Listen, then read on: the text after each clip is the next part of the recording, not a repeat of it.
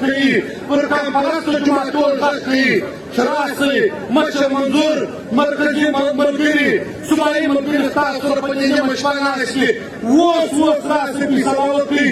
په لس منټه کې یې وکړئ که پي ټي ایم ستاسو تر شا ستاسو یې مرګ روان دی ستاسو یې خون روان دی خو تاسو فیصله دې آل پارټیز وکړي چې کومه فیصله تاسو وکړه که تاسو د غرو فیصله وکړه که په اوله مورچه کې د پي ټي ایم ملګري په دې سنګر کې نه وجنګېدلو نو موږ خپله پښتو پرېږدو موږ د افغانیت پرېږدو هغه لکه ملک عنایت الله کاسۍ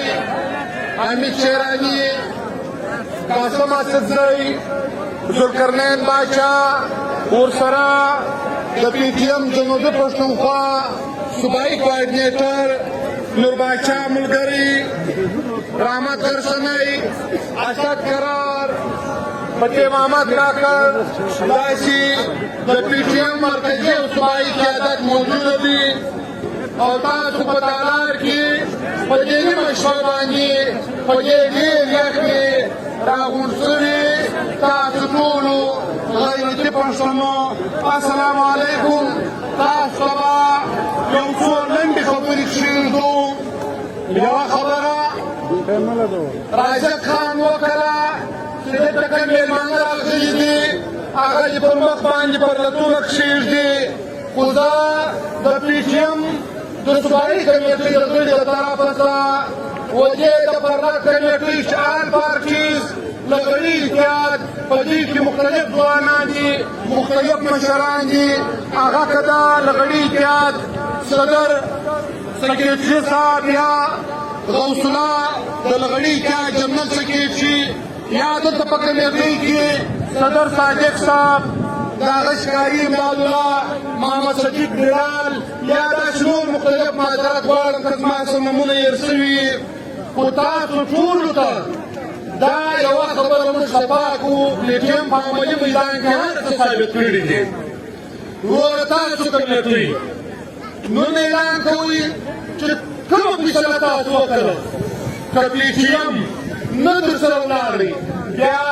لنډ وو بل شی قسم بیا کوو تاسو فیصله وکړئ دلته دا وخت د پي ټي ایم مرکزي مشر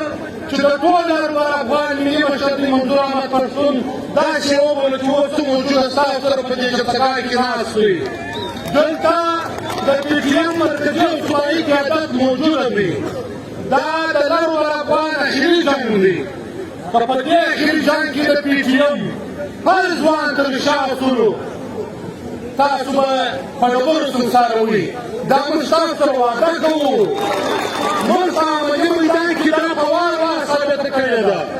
غوث الله جان ځوان د دې فرهنګ کمیټې چې ټول مشران او تاسو ولس تاسو ټول ته دا ډاډ درکوو وروره نه قسم بلا که ټیټ سو نه ولکه خر سو فیصله دې آل پارټیز وکړي چې کومه فیصله تاسو وکړه که تاسو د غرو فیصله وکړه که په اوله مورچه کې د پي ټي ایم ملګري په دې سنګر کې نه وجنګېدلو نو موږ خپله پښتو پرېږدو موږ د افغانیت پرېږدو او بله خبره دا یوه خبره به صفا سره کوو پاکستان مات شوی دی پاکستان پنجاب مات کړی دی هغه یې څو مثالونه درکوم پاکستان د ماتېدو په لاره روان شوی دی او ده خپله مات کړی دی تاسو یې وار وار د خپلواکۍ د ازادۍ لپاره موقع درکړي دي خو بدبختانه به ورته وایم چې پښتانه نه سره درېږي تاسو یې موقع درکړې ده وزیرستان یې لوټ لوټ کړي پښتانه یې در په دار کړو خو تاسو یې د اتفاق موقع درکړه چې تاسو سره ودرېږئ خو په هغه شیانو باندې موږ نه سره ودرېدلو بیا یې تاسو ته د خپلواکۍ موقع درکړله د پښتنو په مشرونو باندې ګمان راوغورځوله قرآن مجبونه یې په ټوټې ټوټې کړو تاسو یې بیا د یووالي موقع درکړه بیا تاسو نه سره ودرېدلاست بیا ورسره د عثمان آلا شهید موقع درکړه بیا تاسو فیصله نه وکړله داسې د ارمان ولي شهید موقع درکړله د عارف افغان شهید موقع درکړله داسې ډېر مذهبي او قام پرسته مشران یې شهیدان کړو خو تاسو ته د یووالي په وار وار موقع درکړې خو بدبختانه چې موږ نه سره ګډېږو اوس د اخري موقع د اخري جنګ دی که په ډیورنډ لاین باندې پاسپورټ ومنل شي بیا ستا لر افغانه ختمه شوله ستا یووالی ختم شولو ستا پښتونولي ختم شوله ستا افغانیت ختم شو بیا تا دا ډیورنډ کرښه تسلیم کړه خو راسئ اوس پی ټي ایم پر دې کام باندې غږ کوي پر مذهبي جماعتونو غږ کوي پر قام پرستو جماعتونو غږ کوي چې راسئ مشر منظور مرکزي ملګري صوبایي ملګري ستاسو سره په دې نیمه شپه ناست دي اوس راسئ فیصله وکړئ په لس منټه کې یې وکړئ که پي ټي ایم ستاسو تر شا ستاسو یې مرګ روا دی ستاسو یې خون روا دی خو دا جنګ یوازې د پي ټي ایم نه دی دا جنګ یوازې د عوامي نشل پارټۍ نه دی دا جنګ یوازې د پښتونخوا ملي عوامي پارټۍ نه دی نه دا جنګ یوازې د جماعت اسلامي دی نه دا جنګ یوازې د جمعیت دی دا د ټول لر بر افغان جنګ دی په دا جنګ کې دا ټول سره سوځل کېږو راسئ تر کوڅۍ تېر شو راسئ تر میوور تېر شو راسئ تر ترانسفرمرو تر دې سړک کې تېر شو دا د خپلواکۍ جنګ دا د ازادۍ جنګ په ګډه سره وګټو په مورچل کې به اول موږ جنګېږو اول شهیدان به پي ټي ایم ورکړي تاسو یې تر شا دلته زموږ په ښار کې د جنوبي پښتونخوا په مختلفو ځایونو وژني او دلته خلک راځي خپل بچیان یې د لوږې مري وایي وروره دا زما دا نور بچیان تاسو سره واخیستي و چاته یې ورکوئ خو ډېره د شرم خبره ده چې زموږ د قام بچیان د لوږې مري زموږ د قام بچیان خودکشي کوي نو دا ولې دا په کیلو کې چې ناست دي دا شرابونه چې څښي دا په کیدو کې چې ناست دي نو بیا ولې د دې لپاره فیصله نه کوو چې زه مرم زه به د لوږې مرم زه به د خودکشي مرم نو بیا به دی هغه چې په کیله کناره کې خپل شراب څښي په ما به خپله فیصله مني نو ولې په کلمه ورځمه د ده سره نیغ په نیغ جنګ نه کومه یا به دا اخري جنګ پنجاب ګټي یا به دا اخري جنګ پښتون ګټي دا اخري جنګ دی چې زه دا وژنمه بیا به د ده په کرم تېرېږمه قسم بالله که بیا دی نو زما ته په ارامه دی کښېني بیا په ارامه راته په خوله کښېني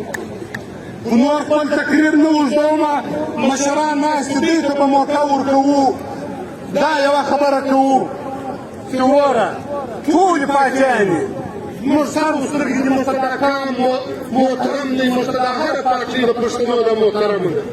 د خدای په خاطر باندې راسئ مرکزي چیرمنان راغواړي پي ټي ایم حاضر دی په میدان کې